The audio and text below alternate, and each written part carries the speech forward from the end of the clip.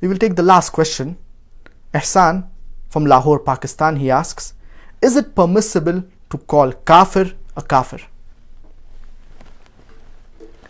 The word Kaafir is derived from the root word kufr, which means to reject, to conceal or to hide.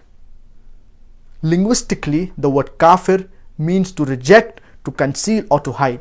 In Islamic terminology, Kaafir means a person who rejects or hides the truth of Islam. So a non-Muslim, in Arabic, he is called as a Kaafir. So when a person is speaking in Arabic, if he is referring to the non-Muslim, he will call them a Kaafir. So it is permissible to call a non-Muslim a Kaafir, because this word Kaafir, if you translate it into English, it refers to as a non-Muslim.